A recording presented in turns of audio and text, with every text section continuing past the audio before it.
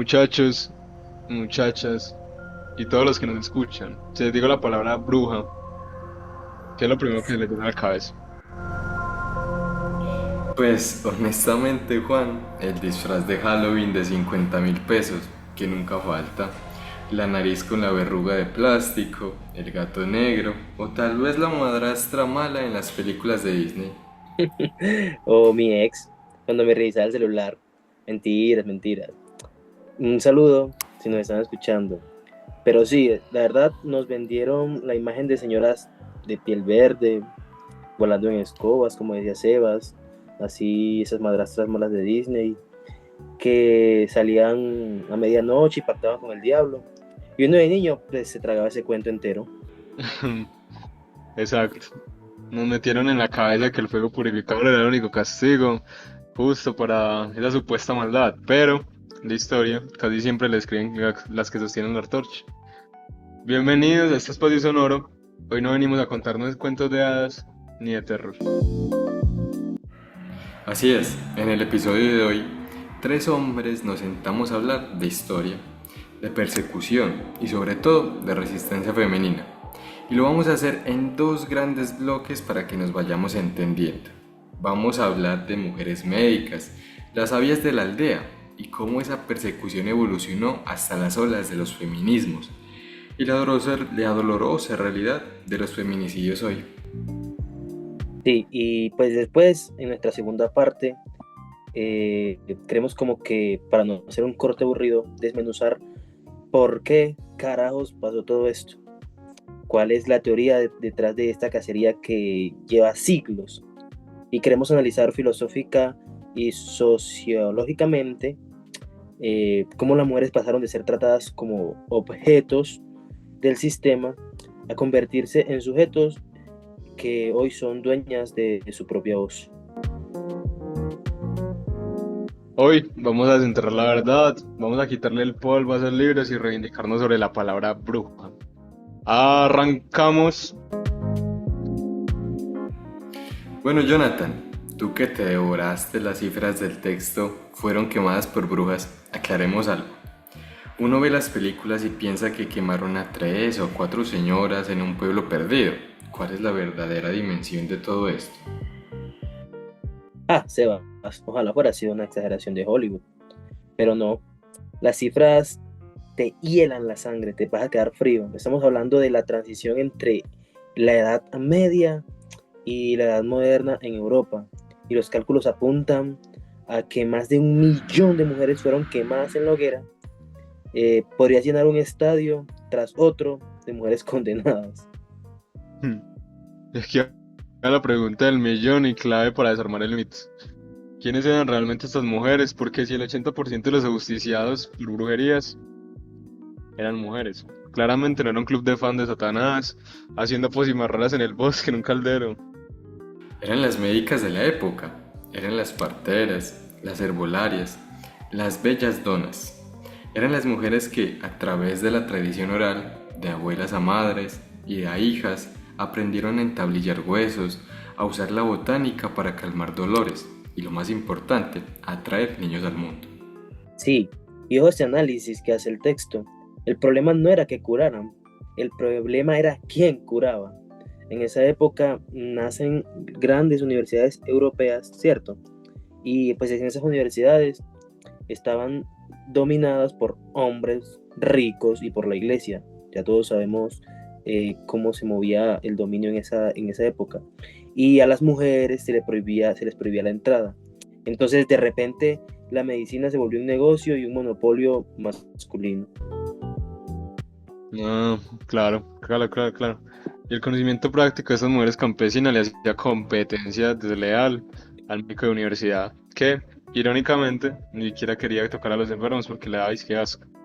Exactamente, como dice la filósofa Silvia Federici, a estas mujeres les quitaron su consistencia social.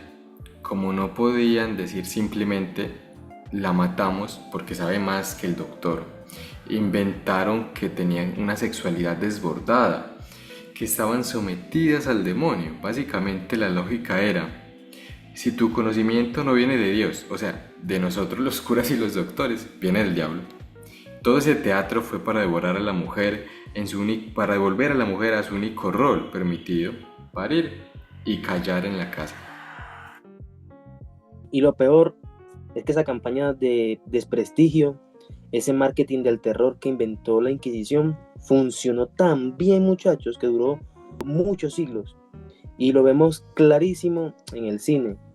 Juan, dime, tú que eres el cinéfilo del grupo, hablemos de esa peli Las Brujas de Zugarramurdi. Uf, sí. Bueno, esa película es de Alex de la Iglesia, perdón. Y es una sátira espectacular. Pues si uno hace el análisis juiciosito, las brujas ahí son el monstruo perfecto. Son caóticas, caníbales, desbordadas, viven en cuevas. Es prácticamente la materialización de todo lo que la iglesia quería que la gente imaginara. Y lo más chistoso de esa película es ver a los protagonistas hombres huyendo despavoridos, absolutamente inútiles y confundidos, frente a mujeres que se organizaron solas y no los necesitaban para absolutamente nada. Es el terror masculino llevado a la comedia. Un poco como les pasa a algunos señores hoy en día cuando ven a miles de mujeres marchando el 8 de marzo, ¿no? Obvio, tal cual. El terror a perder el control, ese montón de mujeres ahí, uno como que, ¿qué hacen? Pero venga, la Inquisición se acabó y logra cambio de estilo. Ya no las queman vivas, porque sería obviamente muy escandaloso, muy severo. Además, el sistema moderno es mucho más sutil, casi que elegante. Sí, Juan, conéctanos esto con la sonrisa de la Mona Lisa. ¿Cómo se quema una mujer en los años 50? No, eso es a punta de anillos de compromiso y manuales de etiqueta. Aunque si nos fijamos en la sonrisa de la Mona Lisa, vemos que en la Universidad de Wellesley, jóvenes brillantes, las mejores mentes de Estados Unidos, estudiando historias del arte, literatura, ciencias, pero la profesora de arte que interpreta a la protagonista se estrella contra un muro, que se da cuenta que la universidad no la educa, no las educa para ser profesionales. Claro, las educaba para ser esposas de exposición. Era una fábrica de mujeres perfectas para abogadas y políticos. Las quemaban intelectualmente, de forma muy educada. La sociedad les decía, si eres muy inteligente, pero tu éxito real es casarte bien y tener la cena caliente cuando llegue el jefe de la casa. Les cortaban las alas intelectualmente, para dejarlas como objetos decorativos, adornos de lujo y ya. Sí. Pero bueno, podemos ver y podemos hacer una pausa aquí, muchachos, que las mujeres a lo largo de la historia, ellas han demostrado que no se quedan pasivas. Y bueno, aquí damos ya tal vez un salto. Y bueno, Sebas, ¿cómo pasamos de esa mujer educada, para callar, sumisa, solamente para procrear, que no puede hablar, no puede votar, a esa mujer que da su grito en la calle, que se expresa, que quiere ser libre, que cae en conciencia misma? Porque pues el video de Karki Productions sobre la historia del feminismo nos da una breve luz sobre esto. Este video es interesante porque nos muestra que no fue un cambio de un día para otro, fueron olas tectónicas. Primero, las sufragistas rompiendo esquemas y a veces vitrinas para exigir que las dejaran votar. Luego, la lucha brutal por poder entrar a la universidad de verdad, por tener una cuenta bancaria a su nombre, sin permiso de nadie, del marido, por decidir si querían o no querían tener hijos, o sea, todo por ellas mismas. Y eso nos aterriza en un presente que duele. Es un dolor latente porque las hogueras de hoy en día se llaman violencia machista y feminicidios. Por ese dolor profundo, pues podemos ver una analogía que nacen prácticamente tsunamis como el hashtag MeToo, donde vemos mujeres en la industria del cine destapando ollas podridas y de ahí un salto a las oficinas, a las universidades o a hogares en todo el mundo. Sí, viendo eso, consultando sobre ese ámbito, fue un quiebre histórico, la verdad. y el Me Too hizo que la mujer dejara de ser objeto pasivo a esa a la cual se le podía acosar en secreto, como estaban tal vez en producción o en horarios tal vez de trabajo extenso, eh, para volverse ese sujeto que ya tiene esa conciencia de señalar al acosador, que denuncia y que pues tras todo eso exige las consecuencias, exige justicia. Y si hablamos de señalar al sistema en América, y más que todo en América Latina, dio una lección magistral. En 2019, un colectivo chileno, La Tesis, creó esa intervención llamada Un violador en tu camino, que la verdad nos hace pensar en todo este criterio que las mujeres quieren sacar a la luz. Y la culpa no era mía, ni dónde estaba, ni cómo vestía. Muchachos, si uno analiza esto desde la sociología, es brutal. No es solo un cántico, es una denuncia directa a las instituciones. Total. Se llenan a la policía, los jueces, al Estado, le están diciendo al mundo entero. Cuando un juez le pregunta a una chica abusada, pero usted por qué andaba sola a esa hora y con esa falda, ese juez está actuando igualito al inquisidor medieval que le preguntaba a la curandera, ¿por qué tentaste al diablo? Es la misma lógica de culpar a la víctima. Sí, de hecho, pues vemos en programas de televisión que se ven muchos, pues por decirlo así, esos señores que se quedan mirando a las niñas y le dicen, ¿para qué se viste así? Pero bueno, como para cerrar esta primera parte, podemos sumar también el himno de Vivir de Quintana, Sin Miedo, y pues esta canción que se ha vuelto una banda sonora casi que en todas las marchas a lo largo de América Latina, que básicamente relata que tiembla el Estado, es una queja también, que los cielos y las calles tiemblen, dice que les sembraron miedo, que ya les crecieron las alas. Bueno, todo esto encerrado dentro de un reclamo vivo, con fervor, por todas esas mujeres desaparecidas, evidenciando que el feminicidio no es un crimen pasional en la consecuencia final de un sistema que asume la vida de la mujer, que asume que la vida de la mujer es desechable. Eso es trágico. Bueno, entonces lo que acabamos de narrar, desde las quemas en Europa, pasando por las universidades elitistas, hasta los cantos de las tesis, nos deja un vacío. Uno se pregunta, ¿por qué? ¿Cómo es que la humanidad llegó a normalizar y estructurar semejante nivel de opresión? No puede ser una simple casualidad. No, Juan, claro que no es una casualidad, es diseño. Y aquí entramos a la reflexión crítica que prometimos. Para desarmar este rompecabezas nos apoyamos en el texto del sistema sexo-género al paradigma de los sexos, de Carlos Mario Sánchez. Este texto es la llave maestra para entender el deber ser. Correcto.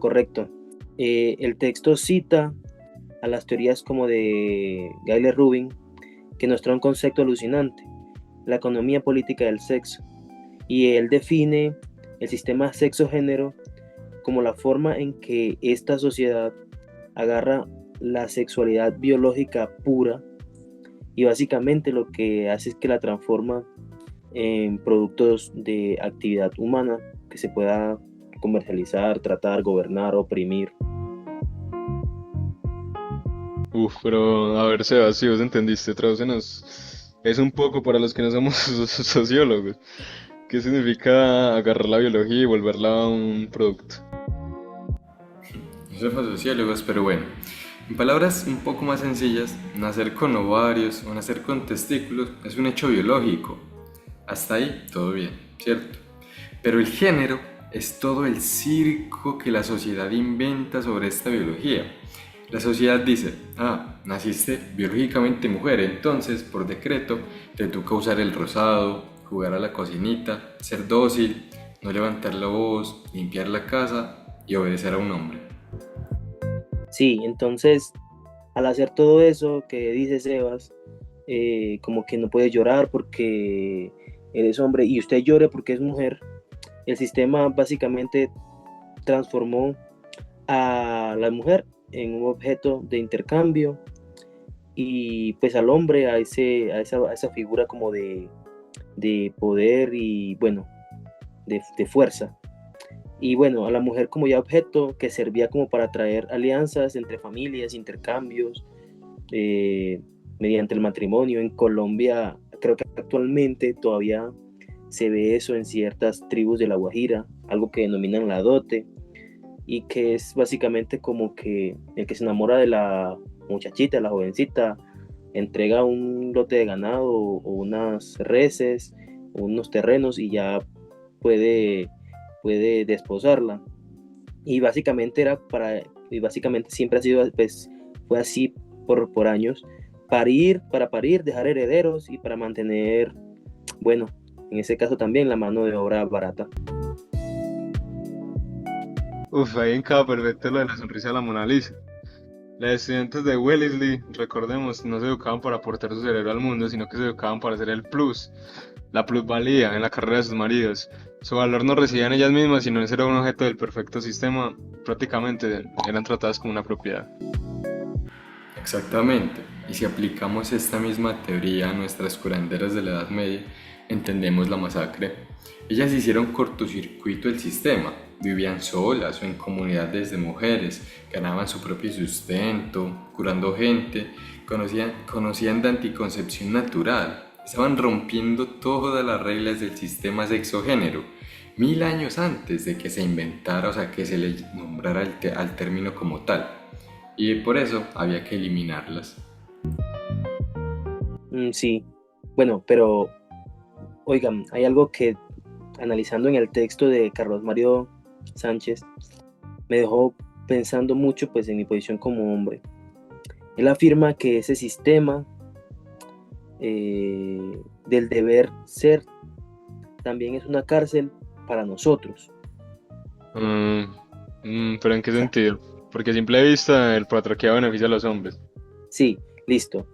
Quería ver si de pronto se habían cuestionado eso. Claro, entonces nos dan privilegios como tomar decisiones, pero también nos imponen el rol de proveedor dominante. Por eso es que, digamos, los hombres nos toca el trabajo pesado de minas, o bueno, generalmente, o somos los que vamos a la guerra, o digamos en un matrimonio muy, muy tradicional, el hombre sí o sí tiene que proveer 100% de todo lo económico y la casa, y si no eres ese hombre proveedor, tal vez no has alcanzado tu estatus como hombre. Entonces, claro, deber ser, obviamente nos tiramos, como dicen por ahí vulgarmente, la soga al cuello. Y la verdad, en la famosa, y esta es la famosa caja de la masculinidad tóxica, que nos mutila emocionalmente, obviamente, no repito, una carga letal, la muerte y el abuso, pero pues ya todo esto más feo cae sobre las mujeres, pues ya es innegable. Pero el sistema también, pues a lo que voy, es como que nos enferma a todos. Por eso, la propuesta no es negar que existen hombres y mujeres biológicamente. La propuesta es destruir ese imaginario, destruir las reglas sociales limitantes asociadas a ser hombre o a ser mujer. Él habla, el autor del texto habla también de deconstruir el género, el término como tal. Y muchachos, es justo en ese momento, en esa ruptura psicológica y social, donde se da el paso de objeto a sujeto. ¿Qué significa ser sujeto, Jonathan? Bueno, básicamente ser sujeto es tener voluntad propia, pues una capacidad jurídica, una voz, una autonomía. Es decidir si quiero ser madre, científico o ambos o ninguna, pues todos están como que dentro de ese círculo que puedan escoger. Y cuando una mujer sale en el Me Too, por ejemplo, a denunciar a un jefe intocable, o también cuando miles se paran enfrente de un palacio de gobierno a cantar el violador eres tú y la culpa no era mía, sí, están reclamando su agencia absoluta, básicamente. Claro, están diciendo, mi cuerpo no es una cosa de tu propiedad, mi mente me pertenece, mis decisiones son mías, soy un sujeto histórico. Y por eso llamar a una mujer bruja hoy es el giro poético y político más brillante que hay. Totalmente, por eso en las marchas Además, por eso en las marchas de hoy vemos siempre esos carteles hermosos que dicen, somos las nietas de las brujas que no pudiste quemar. Agarraron el peor insulto histórico, la palabra que se usó para masacrarlas, y la convirtieron a una medalla de honor. Significa orgullo, sabiduría, resistencia. Bueno, el tiempo se hace corto. Hemos recorrido siglos de historia, desde las llamas en Europa, que pretendían volver cenizas el saber de miles de mujeres médicas. Sí, y bueno, pasando por el refinado y elegante machismo de los años 50, que intentó como adormecer intelectos brillantes, pues vimos películas como la de Sugarramurdi, que pues caricaturizaron a la mujer libre, mientras que pues en la vida real, como el movimiento Me Too y la tesis y las letras de Vivir Quintana, desnudaron y desarmaron todo ese sistema sexo-género. Entendimos que nacer mujer y ser reducida a ser un objeto fue una imposición cruel de la cultura. Pero levantarse hoy y ser sujeto es una conquista de vida. A todos los que nos regalaron su atención hoy, mil gracias. La próxima vez que alguien hable de una bruja, por favor borren la imagen de Halloween de su mente. Claro, piensen en una mujer valiente, una mujer que se atrevió a curar, a pensar, a amar, a marchar y a vivir bajo sus propias reglas, incluso bajo la amenaza del fuego. Y como hombres, pues tenemos la tarea inmensa de lograr entender esta historia, no pasarla por alto, no pasar como ignorantes, ni mucho menos no querer aprender de ello. Revisar también nuestro propio deber ser y sobre todo asegurarnos de soltar definitivamente y la antorcha. Bueno, nos despedimos Sebastián, Jonathan y yo, Juan, agradeciendo enormemente a nuestros compañeros en la producción, o sea, a nosotros mismos, Sí, de que este audio suena impecable. Los dejamos reflexionando con ese eco inmenso que sigue sonando en todas las calles de nuestro continente, que tiemble el Estado. porque las mujeres, como dice, les crecieron alas. Bueno, hasta la próxima, cuídense mucho.